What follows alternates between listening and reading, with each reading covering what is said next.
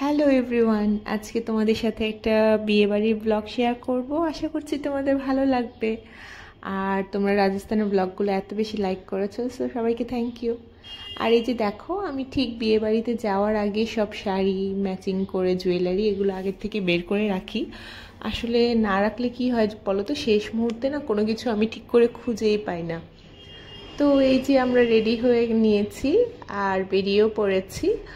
তো আমাদের বিয়েবাড়িটা কিন্তু শিয়ালদা থেকে বেশ অনেকটাই ছিল, আমরা লেক টাউন যাব। আর কেন জানি না আমরা সব জায়গায় একদম টাইম মতো পৌঁছে যাই, তার অবশ্য একটা কারণ আছে।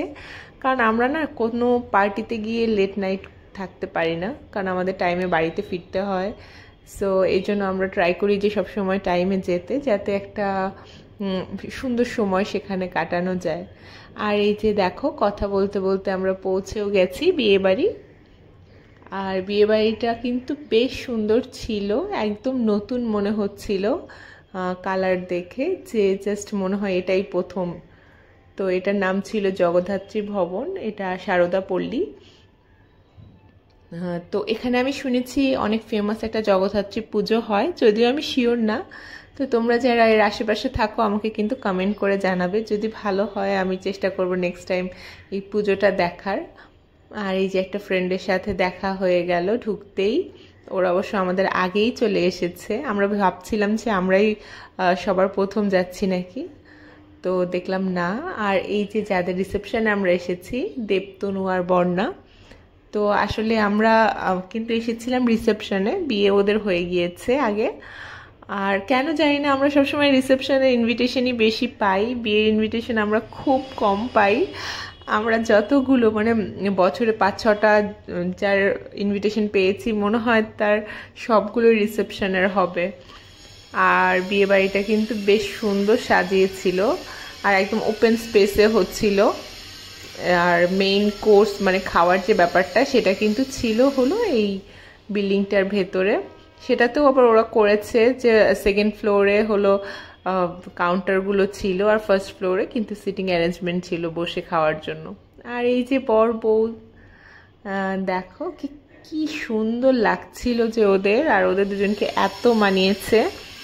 আর ভীষণ ভালো লাগছিল, যেমন বরকে তেমন বউকে, দুজনকেই খুব ভালো লাগছিল।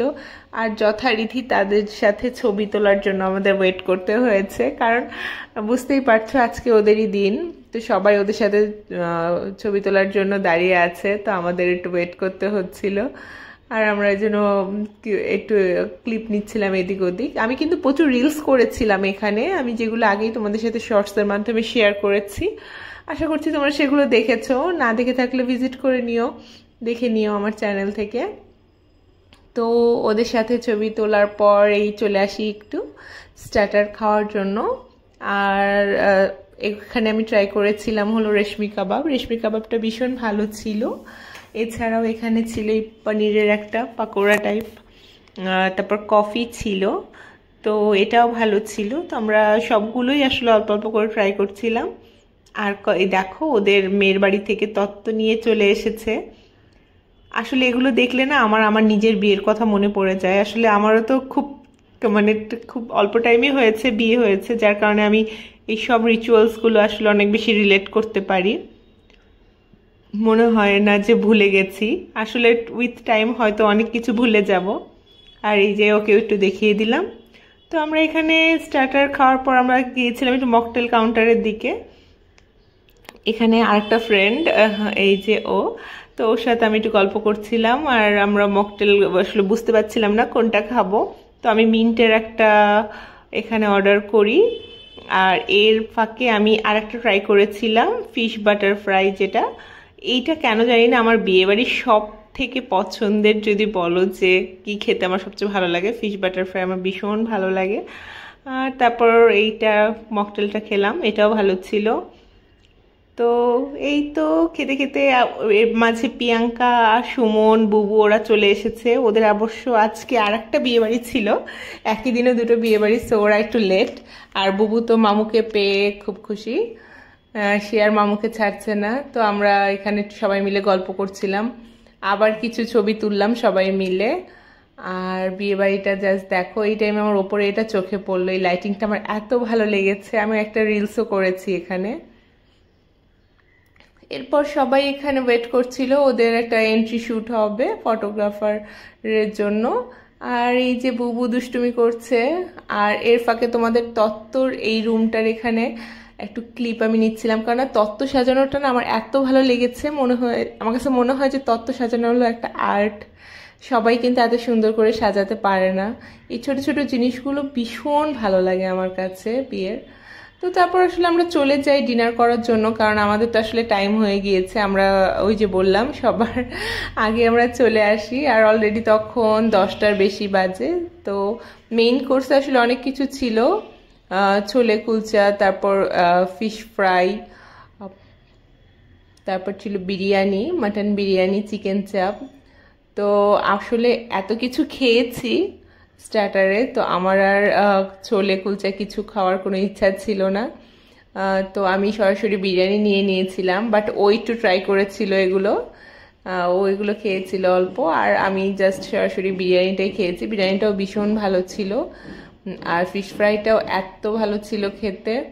তো আসলে সবগুলো খাবারই আমার ভালো লেগেছে, আর বিয়ে বাড়ির খাবারে কেন জানি না সবসময় অন্য কিছুর থেকে বেশি ভালো লাগে, কিছু একটা থাকে এরকম একটা মনে হয়।